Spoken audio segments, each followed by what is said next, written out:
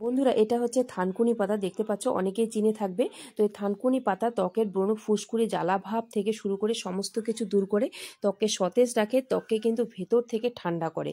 তো থানকুনি পাতা নিয়ে এসে ভালোভাবে পরিষ্কার করে ধুয়ে মিক্সিতে পেস্ট করে নাও। একটা স্ট্রেনার দিয়ে ভালোভাবে থানকুনি পাতার রসটাকে বের করে নাও। বন্ধুরা, এই থানকুনি পাতার মধ্যে রয়েছে বিটা ক্যারোটিন, অ্যামাইনো অ্যাসিড এবং ফাইটোকেমিক্যাল, তাছাড়াও অ্যান্টি ইনফ্লামেটরি উপাদান। তো থানকুনি পাতার রস যতটা পরিমাণ নেবে তার মধ্যে ততটা পরিমাণে গোলাপ জল অ্যাড করো এবং দিয়ে দাও অ্যালোভেরা জেল। তো ভালোভাবে এটাকে মিক্সড করো, করে একটা স্প্রে টাইপের বোতলে, যে আমাদের ঘরের মধ্যে যে টোনারের স্প্রে বোতলগুলো থাকে, সেই স্প্রে বোতলের মধ্যে এই টোনারটাকে ঢেলে নাও। নিয়ে এটাকে 7 দিনের জন্য ফ্রিজে স্টোর করো এবং ত্বকের মধ্যে লাগাও। ত্বকের যত সমস্ত সমস্যাকে দূর করবে এবং ত্বকে যে পাতলা হয়ে যাওয়া, চামড়া ওঠা, সমস্তটা দূর হবে। রাতে শোয়ার আগে বা সারা দিন যতবার পারো এই টোনারটা ব্যবহার করো। আশা করছি খুব উপকৃত হবে।